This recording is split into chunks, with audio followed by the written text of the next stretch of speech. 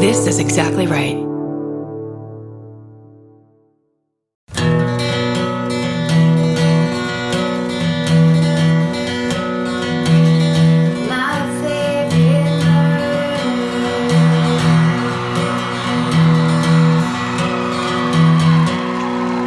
What's up, Honolulu?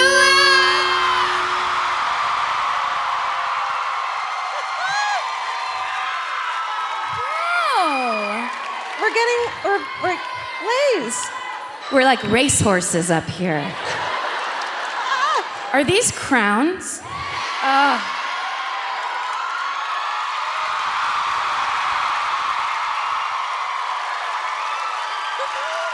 Where's yours?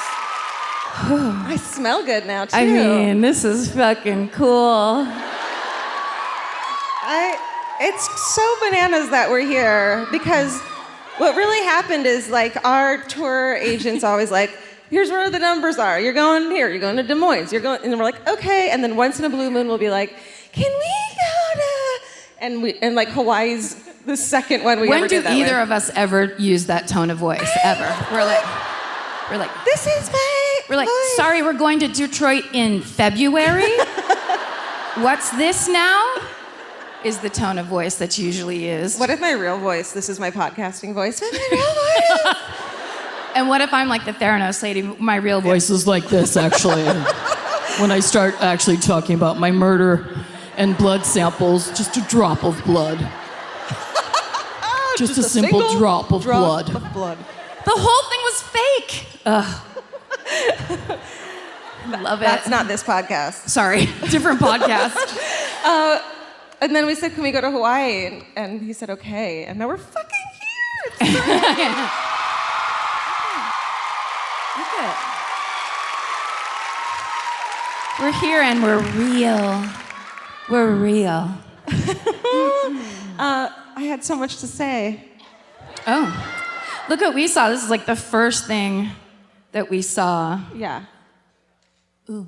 Maybe over there? Yeah. There's just no direction. Steven? Yeah. Yeah,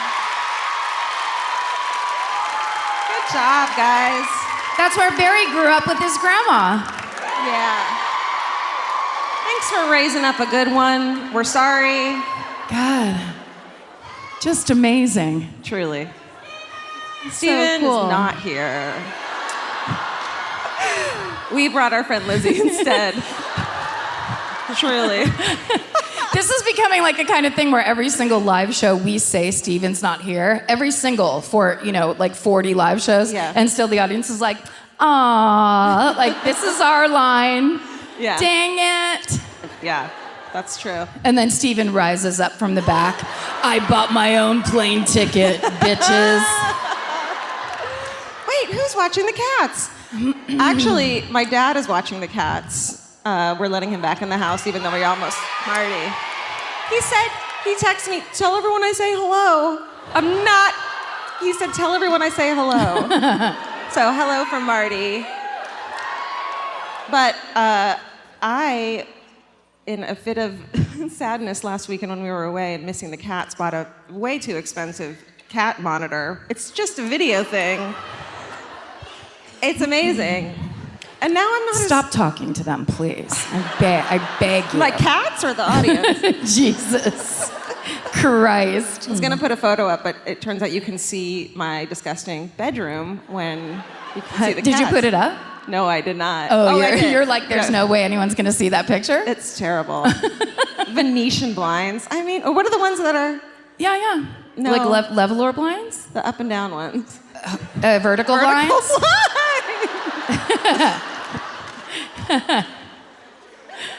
Tell us Why do you have vertical blind shame when everybody has those? Okay. Yeah, I don't know.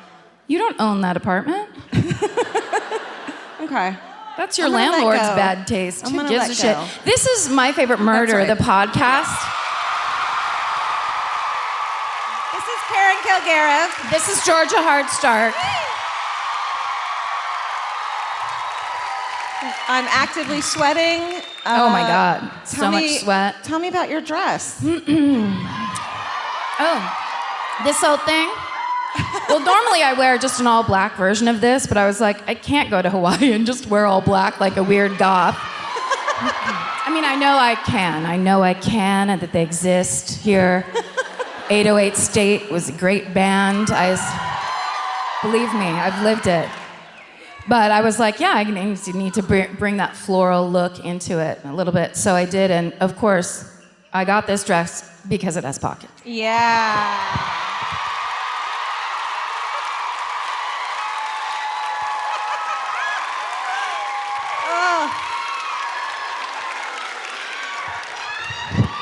What if it turns out we're both terribly allergic to these flowers? Just deathly allergic. And then, yeah. Yeah. I am wearing a dress that I bought when we were in another city that we were like, can we go there? Amsterdam. It's a good one. And we went to this vintage shop, and I tried a bunch of stuff on, and I didn't like anything, but the guy was so like nice and eager that I felt bad, so I bought this like $13 dress that I ended up loving, but I've never had a chance to wear it. Well, and now's your time. Walk it back and forth, like do a whole thing.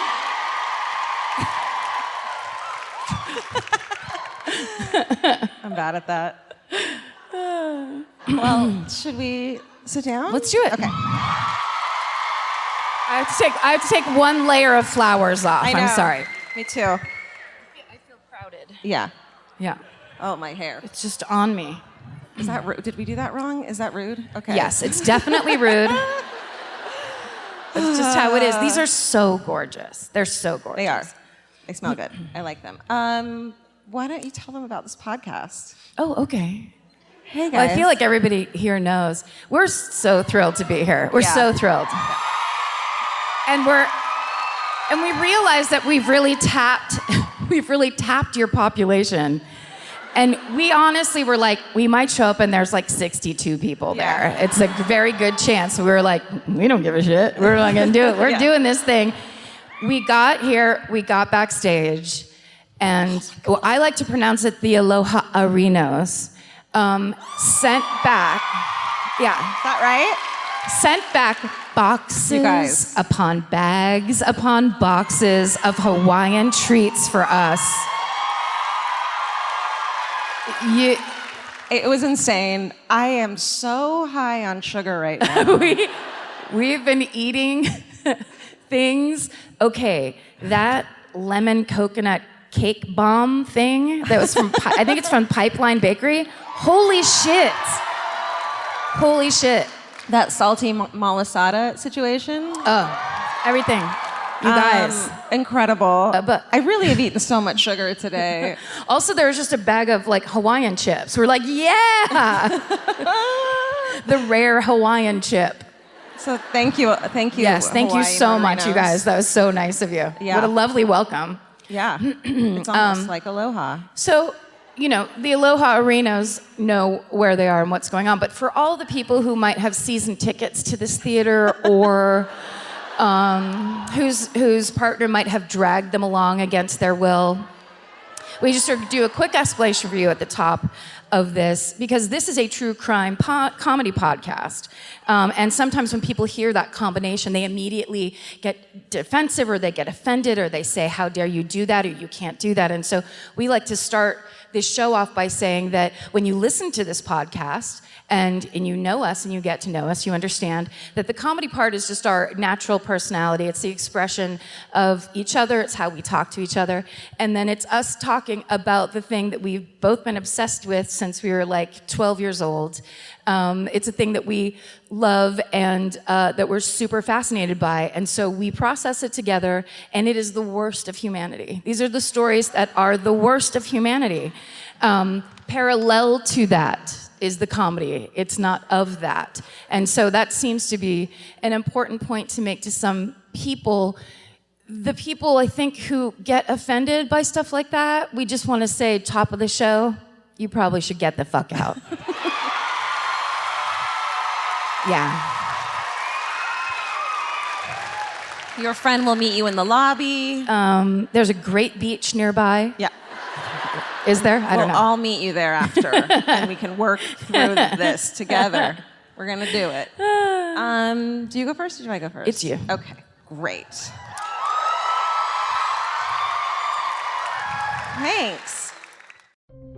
With America's #1 meal kit, HelloFresh, you'll get easy, seasonal recipes and pre-measured ingredients delivered right to your door. All you have to do is cook and enjoy. HelloFresh makes cooking delicious meals at home a reality.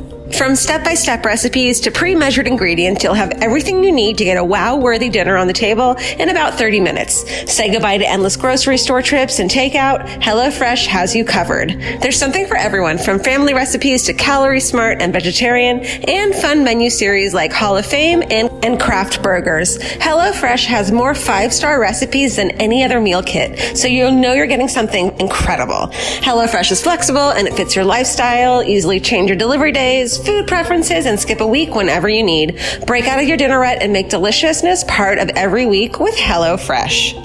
I love that even though HelloFresh is super easy and they make it really basic and like straightforward, you still feel like you're cooking this like incredible home cooked dinner, and that makes me feel good about myself. And that instead of just ordering takeout, I'm actually making something and preparing something at home, and that just, it feels good. So for $80 off your first month of HelloFresh, go to HelloFresh.com/murder80 and enter murder80. It's like receiving 8 meals for free only at HelloFresh.com/murder80, promo code murder80. Go buy.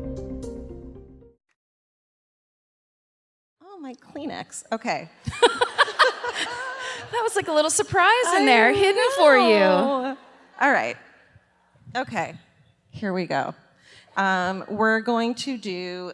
We're gonna get rid of Obama's That's apartment. How do we do it? I don't remember. 4, Which 6, way is 8. it gonna be? That way? No. Maybe someone else will do it. Okay. Under the table worked. No. No. Well, it's gonna stay up there all night, forever. Picture, if you will, a brown apartment building. Okay, now I'm angry at it. There we go. Okay. How'd you do that? What did you do? I don't know. Okay. I think it's that way. Okay. Anyways, this is the murder of Yvonne Matheson. Okay, great, because I'm going to tell you about it. Either way. Let me first tell you about the town Hilo, all right? Man, that place seems chill as fuck. If I've been to Hilo Hattie's, would I know anything about Hilo? I don't know. Okay. It's on the Big Island, of course. It's larger than the state of Connecticut. Like, anyone fucking knows how big that is. Can I just say, like, using that as a like, oh, that's huge. Oh, I'm from know. California. Yeah. Nothing makes sense. We don't even think about Connecticut ever, so we don't know. But let's pretend it's huge. It's fine. But even though there's only a little over 150,000 people, that's less than Connecticut, I'm guessing. Is it? Probably. Someone wrote this. It's got the fucking active volcanoes going on, mountains. It's beautiful. A bunch of fucking hippies went there and stayed there. Sure. And so it's kind of a chill place, a little sleepy. Not as much tourism as here, so they wouldn't, for example, want me to go there. I don't know. Oh, I get it. You know. Yeah. Is that where Oprah lives? That's It wasn't Maui. a sincere question. Yeah. All night long. And they're known, and this is why they're known for their sweet potato bread, which I'm like, sign me the fuck up for that shit. Okay, so in the 1960s, a dude named Ken Matheson, he's a kid. He moves to Hawaii from Alaska. He's 13. That's a big change. Yeah. Let's just talk about he immediately got the flu when he landed here. Purely because of the temperature change. And Alaska's smaller than Connecticut. I don't know. This is not a geography podcast. This podcast, it's true crime, and it's also Connecticut-based. So as long as everyone gets the reference points, I think we'll be fine. Right. However, okay, so he comes here as a kid when he's However. comes here as a kid when he's 13 because his dad becomes the reverend in the town of Hilo, and later he becomes the police chaplain at Hilo's only police place. Okay. Station? Thank you. Okay. They adjust to their new lifestyle, of course, because it's not Alaska anymore, and so they're like, "This is great." Probably. You can imagine. So many less timber wolves. Right. Yeah. So then he's 18, he goes to college on the mainland and joins the military. He's discharged in 1976, comes home at 26 years old, and he takes a job waiting tables at a local restaurant called Ken's House of Pancakes. Open 24 hours, after party, we'll all swim there. Now, did Ken franchise this and change his first name to International? By any chance? Totally different business? Flat roof? Yeah. Okay, got it's it. Totally different. Okay. But it looks rad. I have a feeling that a lot of young outsider goth punks had grilled cheeses at 1 a.m. there. Sure. And said, I want to get out of here. I hate it here. You know, like they do in Connecticut. Okay, so he gets this job. I'm sorry, Connecticut. I'm sure you're lovely. I just pictured two goths being pen pals, one in Hilo and one in Connecticut. Perhaps New Haven. I didn't pick a city, but just writing to each other about. I'm crying. Oh, it really touched you. I did. All right. So Ken works at Ken's House of Pancakes, no relation.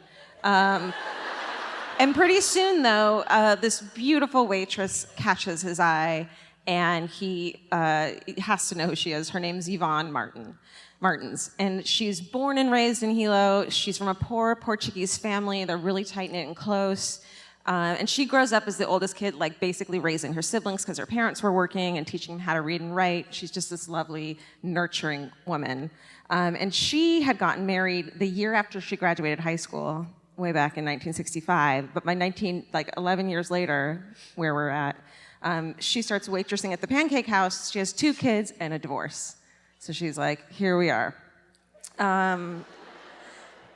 That's life at Ken's House of Pancakes. I mean, you know what I mean? It's fast living. Yeah. It's carb-based. Yeah. It's the same size as Connecticut. I don't have to tell you guys. You're the last people I have to tell. I know.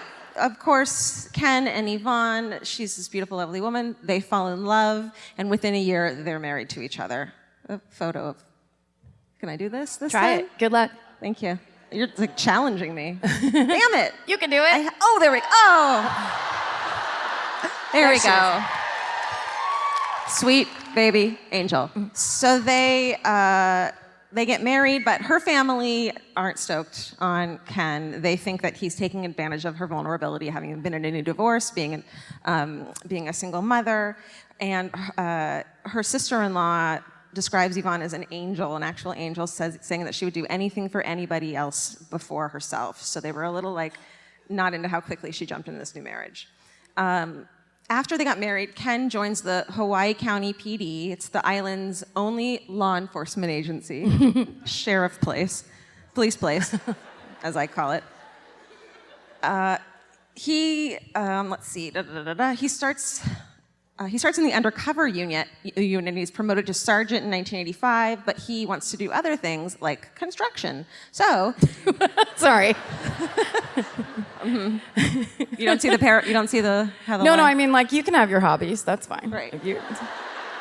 I'm enforce the law all day long, but then I want to lift a bunch of bags of cement to relax. I mean, those are 2 different jobs, full time, I would think. Yeah, pick your second, what you're interested in can be a thing that's also not a job. Right. Yeah. That you do on your time, like knitting. Put your feet up. Yeah. How about you just like TV? Yeah. You just like TV. That's our hobby. Yeah, hello. It's a good hobby. So he builds a home for the family and with the construction interest. Sorry. That whole thing was a setup for building a house. No, there's more. Okay. You're not wrong. Got it. So Yvonne and her 2 kids, they all live there with their son that they have together, Ken and Yvonne, named Michael. And in 1986, then he builds a small shopping center on the west side of the island. Wow. Yeah. His own? No, like for everyone. It's not private. Is that what you mean? It would be cool if you opened your own shopping center. You're like, I'm sorry, this is mine. It's Karen's Payless shoe source. I'm sorry. Build your own. Build your own. How about you build your own? Truly. He builds a public shopping center. Okay. Be nice if you specified. You're right. My bad. Is the shopping center bigger than Connecticut? No. No. But okay, so yeah, it's you know what a shopping center looks like. Sure. But pretty soon, so no tenants are moving into the shopping center. He's just built, so they start to have money problems, which of course we all know turns into fighting and relationship problems, because money. Yeah. So they're fighting a lot, and her family starts to notice little things changing about her, like she's wearing sweaters on a really hot day. And then one time her brother, who's like this, I got a lot of this from City Confidential as an episode of that, and her sweet brother is just like amazing. He saw some bruises on her arms, and she blew it off as like, I was helping build things, which is like, no. Yeah.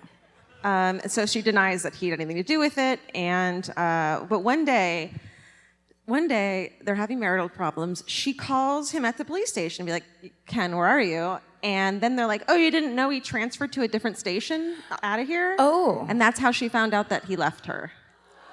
What? I know. It's totally fucked up.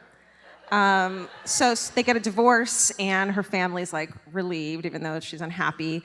But she's really worried about raising her kids without a father, and so she becomes a maternity nurse at the Hilo Medical Center and starts to do stuff on her own. But pretty soon, she and Ken reconcile, and they remarry in 1991. But what about the part where? Yeah. What about the part where he fucking ghosted her?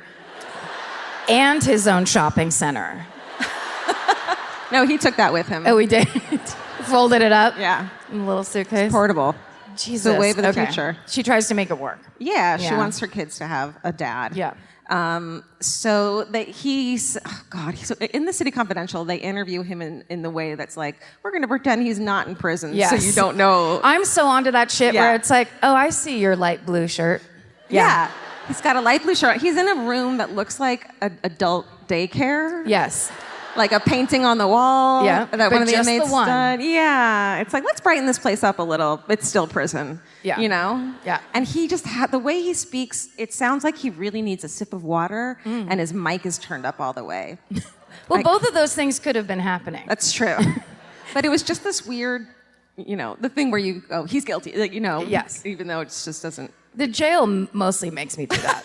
Yeah, that'll do it. Yeah. And the fact that he's guilty. Yeah. Okay. So, he claims that they started dating more. He quit construction so he could spend more time with her. But he's saying this from prison, so take it with a grain of salt. And so one day on November 27th, the day after Thanksgiving, 1992, Ken and Yvonne spend a day with her family. They all say it was a great day. They were like really hopeful that things would be on the up and up now, and then they drive away for a romantic getaway, and there's a downpour that day, and it's the rainiest place in the country. Did you know this? Hilo? Or no, the island. It's always raining, but this is like an extra downpour, like double time, global warming style. And so police aren't surprised later when they get a call about a traffic accident on a winding mountain road. It happens all the time, but when the patrolman shows up, it's something he's never fucking seen before. There's a van in the ditch on the side of the road, and when the patrolman comes up, he finds Kenneth Matheson holding his wife's body, like, cradling her. They rush Yvonne to the hospital, but she passes away. And then Ken's father, remember, he's the fucking chaplain. He has to call her family to tell them what happened, which is insane. And so what Ken's story is that he and Yvonne were driving to the small town of Volcano at the top of the mountain. They're going to spend a romantic weekend alone. She's driving. They get in a fight, and she just jumps out of the slow-moving van that she was driving. That's his story. That she was driving. Okay. That she just... Listen, I've gone out with people where I want to jump out of the car, for sure. I may have even tried it a time or two. But you'd stop the car first, probably. Or I was just the passenger. It's a different thing. Right. Yeah. Right. That's not the smartest That's not a story to Yeah. give people. Exactly. Yeah. So he says he had to take off his seatbelt and heroically climb into the driver's seat to get control of the car. It's raining, everything. And he says he drives up and down the road searching for her. He can't find her in the downpour. And when he does find her, she's on the side of the road, bloody and lifeless. And he picks her up and tries to put her in the van and hold her until he flags down a coming car and tells them to get police. And then he tells police he thinks he ran over Yvonne when he was driving in the rain. Okay. Yeah. Remember, fucking sounds like he needs water. That's a lying person. That's someone with a big lie in their mouth. That's right. Yeah. And okay, blue shirt. So, Connecticut. yeah, You know. he's in you know. Connecticut. You already State know. Prison. So, of course, Yvonne's family are like, fuck that shit. No, thank you. And they also think that he's faking grief. And he has a scratch. Her brother notices he has scratches on his face and arms, and they're always very suspicious. And so, public suspicion, people in the fucking town start to get suspicious when the police classify Yvonne's death as a misdemeanor negligent homicide and turn the case over to the traffic unit for a follow-up investigation. So here's the thing about Hilo is the relationship between the police and the public at that time was really strained because since the mid-'80s, so this fucking island is huge and there's lots of places to hide the pot you're growing. Oh. And then the DEA is like, no, we're gonna find it. And the people are like, can you just leave us alone? And they're like, no. So there's like kind of tension going on. It's like that with guns, I would imagine. Yeah, lots of guns. It's that conversation, but with a ton of guns. And isn't it funny to think of it from that perspective of this insane thing that was happening, and now we can go buy pot and smoke it like on the street? Yes. It's so fucking bananas. Yeah. Well, I mean, we can. Oh yeah. You'll get there. You're close. It's on the way. We Hang saw on tight. the way here the cannabis convention this weekend. Yes. Get your tickets now. Did you guys just come from there? Get They're your all blazed. tickets, because you'll forget. You'll be in front of the TV and be like, oh, shit. I don't feel like going to the cannabis convention anymore. How many people are like have anxiety there? They're just like too many people. That'd be hilarious. It's a convention center full of people who are lightly freaking out. Yeah. Or just like, what's that guy doing over there? It's like, he's freaking out too. You're all freaking out. Pot is too strong these days. Yeah. It's 1,000 times stronger than it was 30 years ago. There's no need. There's no need for that. Just a teeny little hit and you're good. Yeah. Even that. You let someone else take a hit, you walk by, go, you're done, you're good. You'll be high for 7 hours. I literally think she's talking to me. Because I'm paranoid. No, because okay. So, they're cracking down on the marijuana growers. The police are mad. The people are mad at everyone. And they felt that the department wasn't really paying attention to the people. And it was kind of, because her death was classified as a misdemeanor, many islanders were fucking pissed off. Sure. So there's a Unitarian church group, and they start an action committee. They're also like, fuck this shit. Yeah, Unitarians are like that, aren't they? They're just in your face, fuck you type of people. Totally. That's what I've always heard. And the basis is for an organization called Citizens for Justice. And they cover they're like, this, we can't let the police get away with this. They cover the island with flyers and petitions calling for an independent investigation of Yvonne's murder and demanding that Ken be fired. So they're like, fuck this shit. Double time. They hold rallies and vigils. She was there. For victims of violence Or it's just a cat. There's like a huge cat in here. It's one of two things, and they both rule. Did I leave my... did I leave... It's definitely a cat. And they hold rallies and vigils for victims of violence. apparently Unitarians are good people. Okay. Honey. I mean, of all the heckling that you could get, it's not the worst. We've had worse. However, but where was I? We'll never know. They hold rallies and vigils for victims of violence. Meanwhile, this dude named Martin Elazar, he's the traffic investigator assigned to the case, and he's investigating the biggest piece of evidence. I'm going to burp. The van. So excuse me, I'm so sorry. I had so many sweets backstage. Okay, so he's looking at the van, biggest piece of evidence, and he starts to get puzzled when he sees bloodstains and blood spatter on the driver's side window and door frame, the one that she jumped out of. Right? Remember? And on a bolt in the driver's side window, he finds hair and tissue that suggests that her head had come in contact with that at some point. So everything indicates that what happened wasn't a fucking traffic accident. And he sees that on the front of the van, there's no indication that he hit anyone or hit anyone. So Hawaii prosecutor Kurt Spohn, probably, great guy. He receives the traffic investigation findings. He orders his own investigation into Ken's background, and they discover that after he and Yvonne had gotten remarried, he took out a life insurance policy. Say it with me. Every time, every single time. For $400,000. $400,000. And if she died by accident, the coverage increased to over $500,000. And I feel like they shouldn't tell people this, if it was a result of an automobile accident, the payout would be almost $700,000.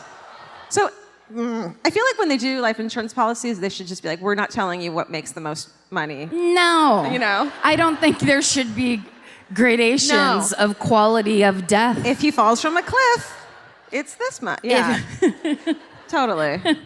Yeah. If he's, I don't know, somehow taking a picture with his wife and she says, back up, no 2 more steps, and then falls into the Grand Canyon, that's $7 billion. Right. Anyway, let's see what happens. Go have fun.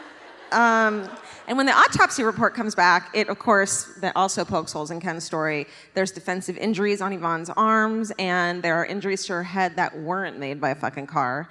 And it looks like someone had hit her on the head with a pipe, is what they surmise. But then, because they had done the autopsy thinking that it was an accident, so then they were like, well, we need to do this again with a forensic pathologist.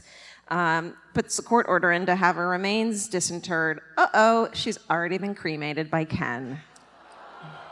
Yep. So the attorney takes the evidence he has, ships it off for analysis to an FBI crime lab where none other than Dr. Lee, our friend. Dr. Henry Lee? Dr. Henry Lee. Yes. Our friend and colleague. He's one of my favorite colleagues, I would say. Second only to Georgia Hardstark. Thank you. You guys should see him at the Christmas party. He really lets loose. Oh. It's just crazy.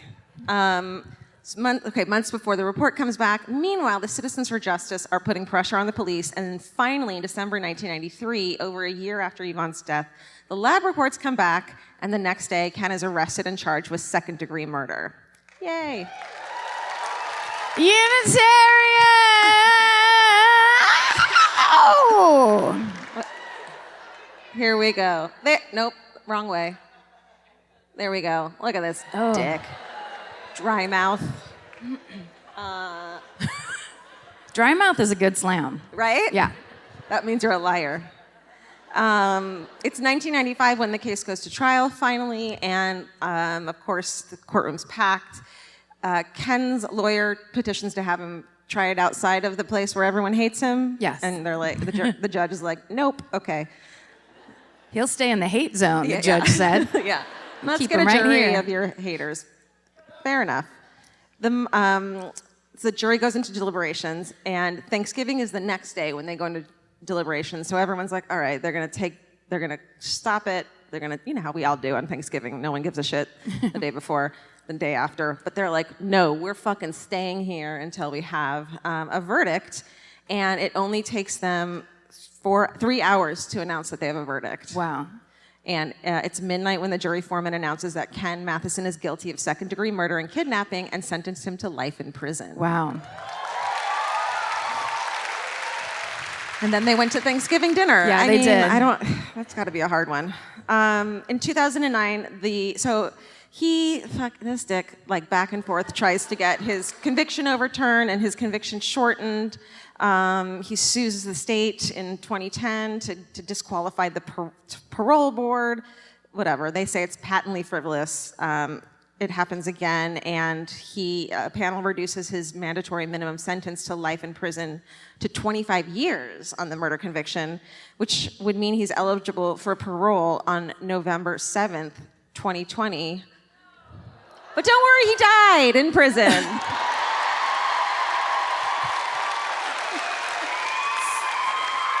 Just when the audience got super worried. Yep. Because they forgot about all the Unitarians that were going to take care of business in 2020. Yeah, they got your back. But then the Lord himself came in and was like, stand down, Unitarians. I'm taking care of this. Enough of this bullshit. Stand down. The Jews got this. We're like, we'll take over. The Jews got this. We got this. We got it. She's Jewish too? Jesus Christ. Wait. So he dies in 2015, just shy of his 64th birthday. And let's look at, I think his ugly old mug is on this. God, I just don't, okay. You're going to see it later when Karen, Jesus Christ. Yeah, that's, turn it off. I don't know how. Get it off there. All right. And Yvonne's death, of course, remains. That looked like, remember that Tool video with the little animated things that like brush each other and stuff? That's what that guy's face looked like to me. Like real like, ooh, I don't like it. Yvonne's death remains one of Hilo's most impactful cases, and of course her family and friends miss her much. And that is the murder of Yvonne Matheson.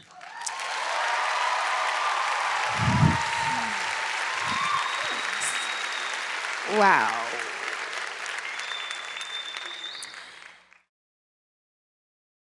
All right, well, I'm gonna do the Maui yoga twin murder. What is that? Dude, I found this at 3 a.m. last night.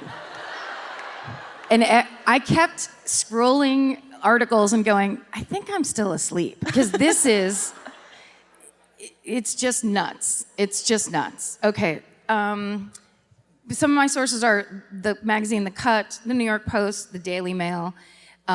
This story was everywhere, and it spans our whole great nation. Even Connecticut? No.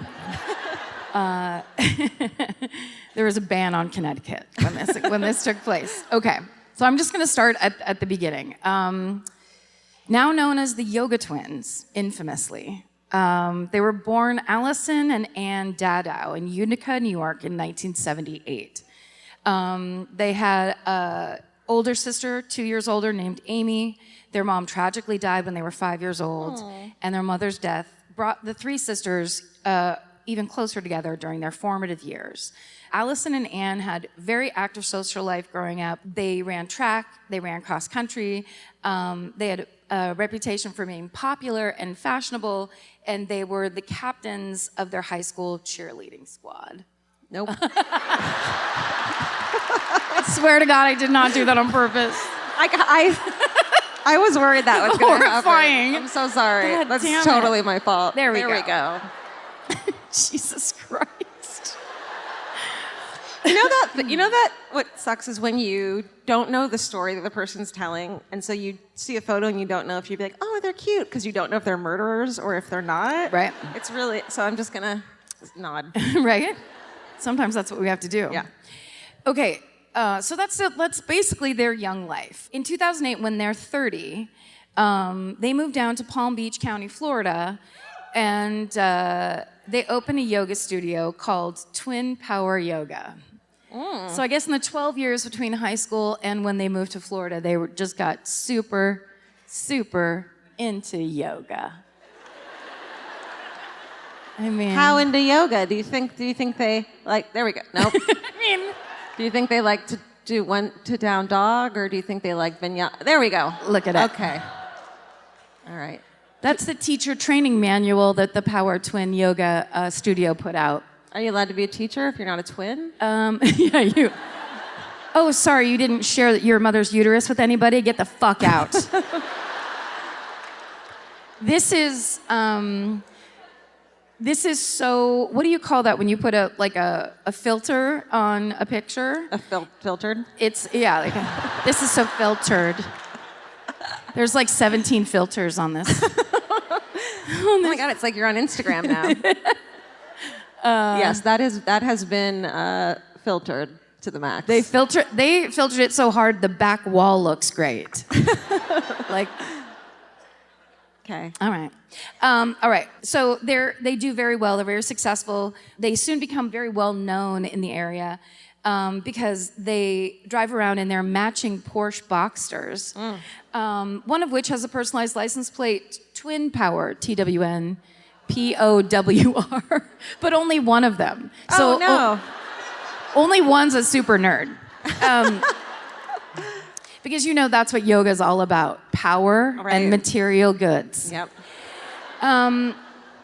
So a local Florida tabloid called Gossip Extra regularly would refer to the twins as the terrible twins of yoga. A fucking local gossip. Oh, what a catty place to live. Yeah. Well, and also it's a Florida gossip, so it's just like... Okay. Did you hear that she did so much meth she fell down a sewer? It's like the rules are different in Florida. You guys know. You guys know. Page those 6. people that cheered when I said Florida, they're like in the back row, crossing their arms as hard as they can. Those who know them say that Alexandria is the twin with the bigger and more dominant personality, as opposed to Anastasia, her sister, who was quiet. Okay, so, and according to their spiritual advisor, Leslie McMichael, the fakest name I've ever heard in my life. It's as if I typed it as I was writing this up. Yeah. What's a name? Leslie McMichael? Put two first names together and we'll see what happens. Oh, that's such a romance novel name. Yeah, for real. Brought to you by Leslie McMichael. So in 2011, the twins were approached to star in their own reality TV show. Right? TLC is like, what you say? Twins in yoga and Florida? We're there. Yeah. We can't resist it. Oh, so I guess they were making like videos. It's perfect because it's like if your yoga instructor could show you how to do it on herself. Yeah. It seems easier when the person who's telling you how to do it and the person who's doing it are exactly alike. Yeah. Now I get it. Now I understand yoga. She looks like she's like a magician hovering her. That's right. Yeah, you can't, it's blocked by that, but you can't see that her toes are up off the ground. This is the most magical yoga. Twin powers activate. Form of nerds. Shape of. They always, was it me or in that cartoon were they always a bucket of water? I'll talk to you about it after. I don't want to talk to you about it now. Okay, so but the producers of this claimed reality show pushed them into renting a more expensive studio space, and then they pulled out of doing the reality show, which left the twins with a huge expense that they couldn't afford, and as a result, they took on a massive amount of debt. So as a person who's worked in television and in reality shows, I will say to you, Leslie McMichael, you're full of shit. Because there's no way any kind of, if they're, like, we think we might do a show, rent a studio for $11,000. Yeah. Like, it simply doesn't work that way. Right. Everything you see in reality TV is fake, and scripted and fully written. So they're not going to be like, no, go rent something. Like, they'll just make you stand in front of a building that you don't ever go into. And they'll be like, look at their gorgeous studio. So I call bullshit. So 3 years later, after they're burdened with this terrible studio debt, 3 years later, Really? they closed their yoga studios. I say do it in the first year. Walk away. I from say shit. do it, right when you start losing money, Yeah. so that you don't continue to lose money for 3 years. Exactly. But hey, maybe the reality show producers wouldn't let them. So they closed their yoga studios, plural. They had a couple around town, without paying any of the employees and without reimbursing any of the memberships for the people that joined up. You can't piss off yogis, man. Oh, fuck no. Don't piss off yogis. No, they'll come at you with knives. And then they, I wrote, but they did it without paying any of their employees or refunding the fees of their members, like the Buddha himself. Then they just hightail it out of Florida and move to Park City, Utah. So after they arrive in Utah, Allison and Anne do the totally unsuspicious thing and change both of their first and last names. Yep. So Allison Dado becomes Alexandria Duval, and Anne Dado becomes Anastasia Duval. Oh, I think I was calling them their fake names too early. Well, we didn't want to get confused. Okay. I gotta say, sometimes I did, right up there, sorry. you want to change your look, get a haircut, do something. Try changing your fucking entire name. Yeah. It'll really just make you... I mean, if you like the DMV, do you love paperwork? Yeah. Get in there. Change your entire name. Change the most basic and difficult things, or wax your eyebrows. There's all these ways that we can feel better. Okay, so listen. In January of, so they're in Park City getting comfortable.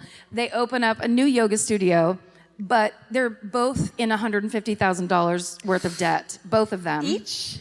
Each. That's $300,000. Great math, Georgia. Thank you. It is. That's a lot of money. It's six figures. So they almost immediately have to file for bankruptcy, like right after they get to town. More paperwork. They get right. They love that So much paperwork. paperwork. They're like, "Can we go to the courthouse again?" Yes, you can, Anastasia, the fakest name I've ever heard. Second only to Leslie McMichael. Then they get themselves into some legal trouble. In January of 2014, the twins got themselves kicked out of a Park City restaurant for being drunk and disorderly. Hey! How Holy loud shit. do you have to talk to get kicked out? But I feel like in Utah, it's probably like you're just a little tipsy. They're like, get out of here, drunkie. You know what I mean? Can I have it? Ma'am, I can't have, this is crazy. 2 Chardonnays. It's barely 6 p.m. What's the red wine called? Ma'am, you have to get out of here. Yeah. I mean, They're D&D in this restaurant in Park City. The owner tells them to leave. They tell the owner they're going to have the mafia kill him. what? Yes. No, listen. Okay. It's what you have to do sometimes. It's what you have to do. And remember, they weren't even that drunk. They were just like, right? They just didn't like being inconvenienced. But that's not all. Cue the foreshadowing music. Okay. Because they also crash their car. They get into a fight in the car as they're driving the car. The fight becomes physical. They're throwing punches at each other. The yoginis. Oh. The yoga experts. Throwing They're punches? Throwing punches, pulling hair. Oh, shit. Their car ends up sliding into a ditch. Oh my God. I want to, sisters are not meant to always be together when they're adults. Yes. You know? It's true. Sisters are not meant to be friends. Yeah. Friendly, not friends. True. Yeah. Love my Not like sister. besties, let's move to every Yeah. fucking city in the United States together type of shit. It's Yeah. like break away. Like texting, Yeah. you know. Get some separate hobbies, then you have stories to tell when you get back together. Hey, Right. guess what I did that's new? Okay. You've never heard of this. Great, because now I don't want to punch you in the face. I'm gonna have the mafia kill you. I'm going to start saying that to people. Well, you can kick us out, but we're gonna have the mafia kill you, so you better look alive out here in Park City, Utah, where the mafia is everywhere. Okay. So in December of 2015, they decide they need to go to Hawaii for a religious quest. I bet you guys get a lot of that out here. Oh, I God. sincerely apologize. Yeah. Because, Wow. holy shit. That's got to be rough. It's written in the Tao Te Ching, if one is to devote themselves to a spiritual practice, one should go on a month-long vacation to a tropical paradise where everything's beautiful and the air smells like flowers. That's how you challenge your soul and practice patience and learn to let go. If you're fucking rich as shit. Yeah. Or have a ton of credit card debt and just don't give a shit anymore. And they're just like, take my credit card, I'll have the mafia fucking kill you. Okay, Anastasia. What I fantasize about this story, I like to picture that everyone pronounces Anastasia the way she wishes they would instead of Anastasia. Yeah. 2 for Anastasia. It's Anastasia. So they get to Maui, they move in with their boyfriends, Alexandria with her boyfriend Lonnie Dickerson, and Anastasia with her BFF. They call bullshit on that name, Lonnie Dickerson. Lonnie Dickerson? That's a straight up. That's a lesbian Mick Partly. Wait, did you get this out of 50 Shades of Grey Part Yes. 3? What I did is I took 50 Shades Further and I cut all the words out and I mixed them into a word salad and glued them onto these pages. Whips and chains. Christian Grey says, sit in this chair. I swear to God, I saw that movie and I was just like, is all he gonna do? He just makes her sit in a chair. I didn't realize that was S&M. I'm disappointed. 3 years after seeing that movie, and I still haven't figured out the words to discuss it because it's just insane. And then I think you just did it for me. I mean, yeah, the words are sit in this chair. And then she's like, oh my God. And then he made me. Then she goes to her job at the hardware store. I'm sorry. Oh, yeah. What's this? Oh, she's tomboyish and fun. I don't know. Do you need a hammer? Why do you work here? You've never fucking touched a tool in your life. Get out. Literally. 'Cause she was a Area. virgin, right? Oh, that's what the connection was. Oh, is that the spoiler? Yeah, touched a tool. Oh, was that symbolism? I just figured it out. Gross. That's why I fucking hate literature. I get it. Okay. Anastasia's boyfriend's name was Federico Bailey. Okay, fake. It's total word salad. Yeah. This is all terrible writing on my part. Okay. Okay, so they get to Maui. They're like, swear to God, we're gonna be normal. They're like looking at each other, like, promise me you'll just do yoga and I'll just do yoga and we won't do this anymore. Twin pinky swear. And as they're pinky swearing, one says to the other, yeah, there you go. I'm gonna have the mafia kill you. That's our new pinky swear. That's our new prayer before we go on stage. We prayed to Lilikoi and passion fruit. That's right. Now it's this. Yeah, this is our new one. Oh, we don't have any more shows. Okay. Guys, focus. So, it's 6 months later, May 29th, 2016. And Anastasia and Federico have decided they want to go on a weekend camping trip together. So they packed up Federico's white Ford Explorer. They're all ready to go camping when who do you think shows up? Our girl, Alexandria. She's like, I want to come camping too. Oh, yeah, that sounds great. And Anastasia's like, I've had it with you, who is also me. So Alexandra really does invite herself along. The sisters, they start arguing. Federico, this is how I picture it. I don't know if literally this is what happened, but he comes out of the house with like one last sleeping bag on his shoulder, and he sees the two sisters driving off in his SUV without him. Yes. Wait, they left him behind? They left him behind. Holy shit. The sleeping bag part is what I made up, but Yeah. No, I get it. He was like, But it really was and like- here's the last. Yep. Oh. So you guys are gonna go, I have to stay here. What about your sleeping bag? I got a brand new canteen. I mean, lucky him though, because camping fucking sucks. God, Let's be honest what are right you now. trying to prove? Yeah. Oh, great, you can sleep outside. You must be stronger than others. Get out. Get out. Get out. Get in. Get indoors. Get inside. It's so Turn nice. that TV on. It's so nice. People work hard to make you TV. Stay in. Have we lost it? I don't know where we are. I think these were made of it's time LSD. to put these back on. Okay. There you go.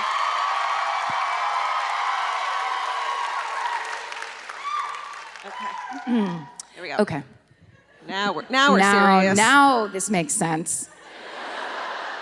So they drive off without him. Okay, great. Okay. So by the time they come back, they've stopped fighting. But when he like walks up to the car and he's like, "Hey guys, I thought you were," then he's just the fumes of alcohol come rolling out of the car. They gotten shit-faced? Yes, they went off and bought themselves some liquor and drank it. And then he was mad because he was like, when they drank, it was like Jekyll and Hyde.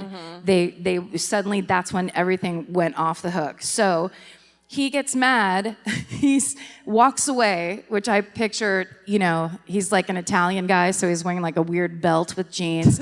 And he's like, "What's that I smell?" And then he like takes 4 feet away to like, and then they just take off again in his car. Oh my God, this poor guy.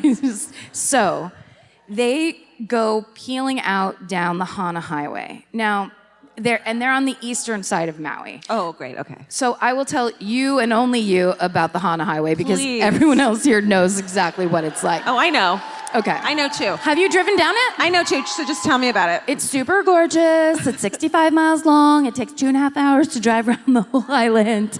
And then you drive through lush, gorgeous greenery and valleys. But then you also drive on you go over bridges that only one car can go on at a time, which is like, hey, it's 2019. Could you get a bigger bridge? Yeah, double the size of the bridge. I mean, Oprah lives there and she's allowing this shit? There's also parts of the road where it's super cartoony, where it looks like as you come up around, like it's really high and up around a curve, and then there's just sky as you like come around the corner, and then your car tips up on 2 wheels and goes, No. and then keeps itself on the road and keeps going. What is people's big issue with staying home? I mean, it's not overrated. There's so many arguments here Truly. for it. So basically, I told you all about it, the thing you know. And then there's sheer drops on the side, on certain parts, hundreds of feet down to the Pacific Ocean and the rocks below. I don't want that. Okay, so they're again doing the thing they love to do, drive and fight. There's an eyewitness named Chad Smith who saw the sisters arguing as they sped by him, and then he saw the passenger reach up, grab the driver's hair, and yank it down as hard as she could. Don't do that to someone who's driving. Try not to. Wouldn't that be amazing if that's how the mafia killed you? What, made your sister mad at you? Oh. Holy shit. At one point, Alexandria pulls the car over and she throws on her hazard lights. The argument continues. More people, there's all these eyewitnesses or people that are like, yeah, we saw those two. It looked like the same lady fighting with herself in that white SUV. It was pretty upsetting. We thought we were super high. So they pull over a little bit, throw the hazard lights on, and continue arguing. And then Alexandria puts the car back into drive and hits the gas. She accelerates, ends up going up to 48 miles an hour, takes a hard left, and goes right over a cliff. Holy shit. 200 feet down to the rocky embankment below. Oh my God, are you going to show us a picture? Yeah. Look at this shit. We're scared. Check it out. I would love to. Would you believe? All I want to... Whoa! Fuck that. Holy shit. I see it. No, I see where it went. Okay, good. Oh my God. Okay, so Yeah. Alexandria, the one that's driving, is airlifted out. She only has minor injuries. What? Anastasia is killed in the passenger seat. Oh my God. Yes. Minor fucking injuries? Yes. She had her arm in a sling. No. Wait, there's another view. Everyone knows. Oh no. And there's Okay. another one. Sorry on that. Wow. I want to see. It's I so wish I crazy. could see more of that. Hold on. I would really love to. You never believe. And then how does it? What happens this after next it? picture is just another version. Shit. Isn't that crazy? I how, don't like, understand how you could just walk away in like a fake person thing. You know, like what Yeah. people wear to court when they're trying to. She was airlifted out. So at first, I think they thought Yeah. they were both dead. But Anastasia is pronounced dead at the scene. So upon inspection of the terrain at the crash site and the road around it, the investigators found no signs at all of Alexandria attempting to use the brakes in any way. No, she fucking. She drove off a cliff. Yeah. Okay. So, in the days after she's released from the hospital, Anastasia's boyfriend, Bailey, would later testify that Alexandria, so the boyfriend of the woman who was killed, of the sister who was killed, says that Alexandria began acting particularly strange. He says, and this is one person's, but it's one man saying it, but he testified to it in court. He swore under oath. He said that Alexandria began wearing her dead sister's clothes and began flirting with her, and he got the feeling she was trying to impersonate her sister. To add to the suspicion, Alexandria is trying to buy flights to the West Coast, seemingly to flee the area. Yeah. So on June 3rd, 2016, the police find her and arrest her at a local hotel, and she's charged with second-degree murder and held without bail. Let's see if we can... I don't think we can. I can feel like we? it's not gonna. I feel like And then sometimes it does, there, though. There. Like It's we my give butt. up It's my butt. right when we give up. No, We give I was up? wrong. Is it your? Oh. Look at Amy Schumer. So do you know that?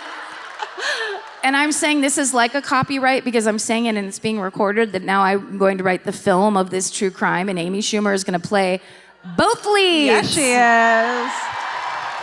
is. Yep. Who's gonna play that cop? Oh, that's my part. Okay. Yeah.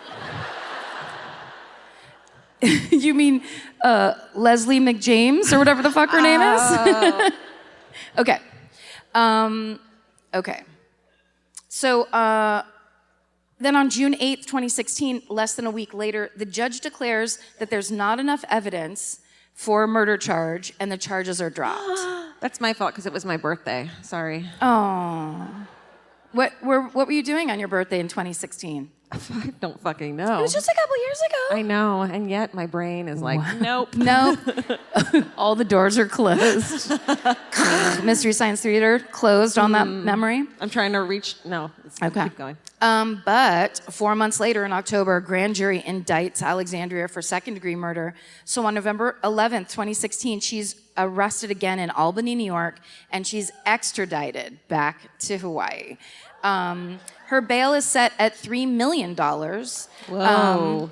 But interestingly, she's released in February of 2017 because she went ahead and somehow found $200,000 to pay for her own release. Yay. So I personally think the mafia helped her pay for it, but I don't know. How can we know? They're always there for. For certain people. So she requests a bench trial, which means that only a judge would decide her fate instead of a jury of her peers. So the proceedings begin January of 2018. The prosecution argues that this was an attempted murder-suicide on Alexandria's part and that Anastasia's death was intentional. And the proof is this airbag data, which shows that the car went from going 20 miles an hour to 48.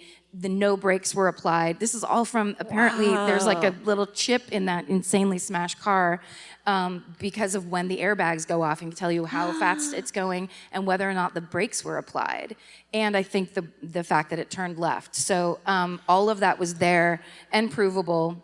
Smart airbags. Right? Who Aren't fucking they knew? great? Have you ever had an airbag go off? Uh-huh. It's crazy. It's scary. It's dusty. Like that's when I got in that car accident near right. your house that time. Yeah. It was all of a sudden there was just a loud noise and I was like, who's smoking in here? And then I told the really beautiful fireman, I was like, something's wrong with my arm. But there's nothing wrong with my arm. It's just like, is my arm broken in any way? Touch it. Just touch it. Touch it. Because in LA, like everyone in LA is an actor or performer in some way. So the firemen are like quadruple hot from normal cities. It's insane. I was like, are you on Chicago Fire? Oh, no, you just actually work here? Okay. So a police officer on the scene who questioned Alexandria testified that she had alcohol in her breath when he questioned her, and the prosecution offered that Alexandria got a DUI in New York State in August of 2016 after the fatal accident. So it was supporting the idea she had a drinking problem and that she didn't give a shit about drunk driving. Mm-hmm. But she got a DUI after killing her sister by driving off a cliff. Oh. Now, but here's the defense, and this is an important thing because now we are truly talking about if this was an accident, if this was drunk driving and a terrible mistake and she just ended up living through it. This is a person who accidentally killed her own sister, her own twin sister, which is fucking terrible. Her defense, so Alexandria's defense attorney, defends her innocence by arguing that because she was being violently attacked, she simply lost control of the vehicle. So obviously, and they did find a handful of Alexandria's hair in Anastasia's hand. Oh my God. So she was pulling on her hair hard enough that she pulled it out of her scalp. Shit.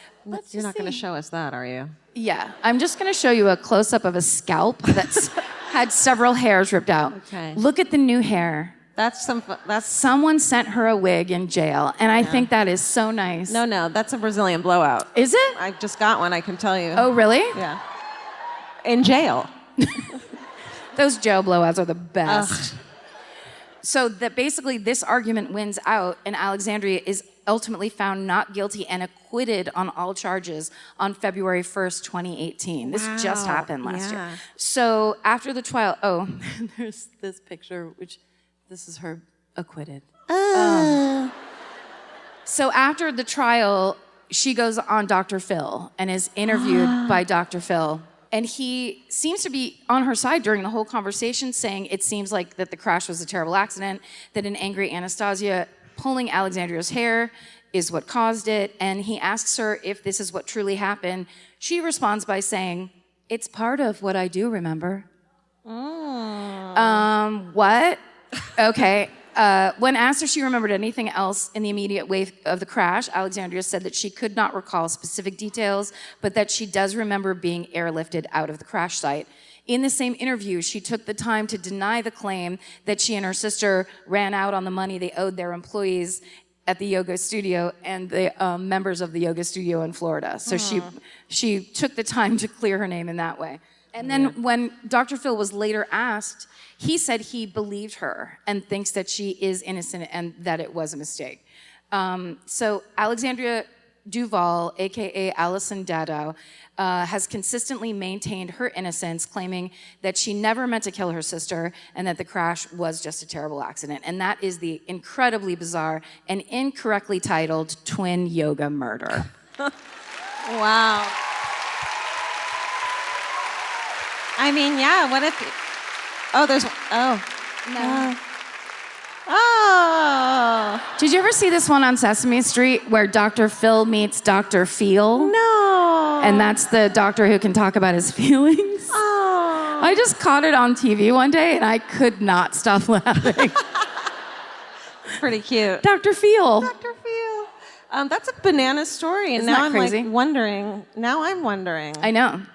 Damn it! I wanted to hate her, and now I'm like, oh no! What if it? All right. Yeah, I turned it all around on everybody. You love it. Yeah. Do we have time for a hometown? Let's do it. Oh, look who it is. Vince. Yeah. Yo. Yeah. Hi. Some ladies in the lobby gave this to me. Oh, nice. Gorgeous. And Holy shit. so, yeah, that's what happened. But it was handed to me, so apparently that it only works if you get it put on by somebody else. Oh. Anyway, pick for him wherever you want. I'll be on the sides here. Cool. Thank awesome. you. Wow. Thank you. Thanks. Vince Averill, everybody. Vince Averill. Averill. What's funny about her yelling, it was me, is that she sounded like Ruth Bader Ginsburg a little bit. Which our friend... We're the ones that gave him that necklace. We did it ourselves. Truly. We've lived in Hawaii all our lives. Okay, awesome. We support you. All right, there's some rules. And listen, if you're too drunk to listen to these rules, don't fucking raise your hand. It's that simple. I think you know the rules. Make it local, no exceptions. You're not the exception to the rule. Don't be the exception. Tell your story fast, beginning, middle, end. Remember, everyone hates you because you got picked. Yeah, I think that's about it, right? Oh, yeah. And you're picking. Oh, well, yeah. Should I try again, or do you want to pick? Do it. You can do it. All right. You've learned your lesson. Can I get some lights? A little? Oh, I am scared. Oh, my God. Hi. Yeah, with the pink hair. It's humongous. Yeah. Yes, you. Yes, you. Hi. Come over here. See, I fucking hate this because I can see so well that I can see people's disappointment on their faces when I don't pick them, and it hurts me in my soul. Let's bring the lights down so Georgia doesn't hurt anymore. And she doesn't get scared. Hi.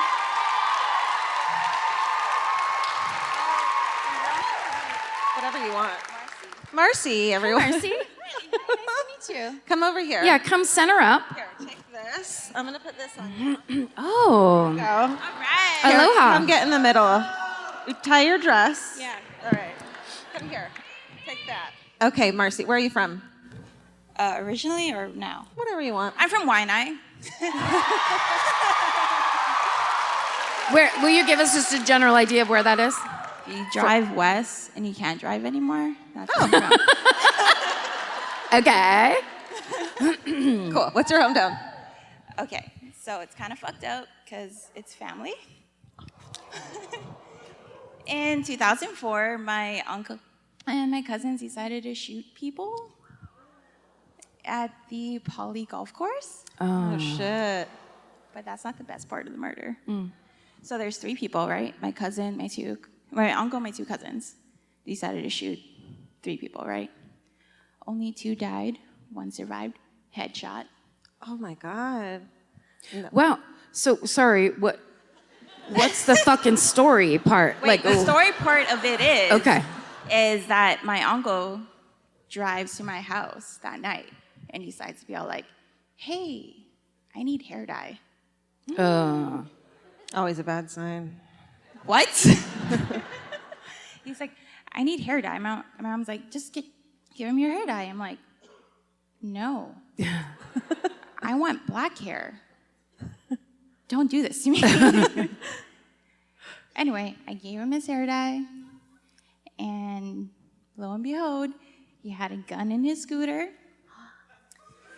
And so my 2 cousins got caught, and he ended up going on the run for a few days. With the hair dye? Black hair? That was what that was for? Yeah, he colored his hair. But the fucked up part is that when he went to the news, it's like, we're looking for Kevin Gonzalez. And the picture turned out, and it was the hair color that he picked from me. Oh, honey. So sorry, was just random? They just did a fucked up thing and then ran? No, he shot someone. I know. But I mean, like, revenge? Was there? Apparently, it was over a gambling house. I know y'all know what that is here. Oh, okay. So it's like bad business. And then they got caught? Oh, like after like 3 weeks. Oh, That's my favorite murder. You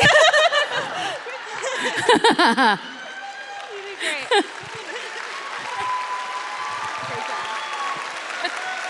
Thanks, Dylan, for pushing me to do this, by the way. My boyfriend was just like, we're going to this. Have you ever listened to this podcast before? I did. Okay, nice. I introduced to him. I showed him. Oh, good. Okay, awesome. And he's just like, they're coming to Hawaii. We're going to this. This is your Valentine's gift. Yes. I was Good just move. like, oh, yeah. Yeah. Fuck Valentine's Day. Today's my Valentine's Day. Yeah. Well, happy Valentine's Day, you two. Good job. Thank you.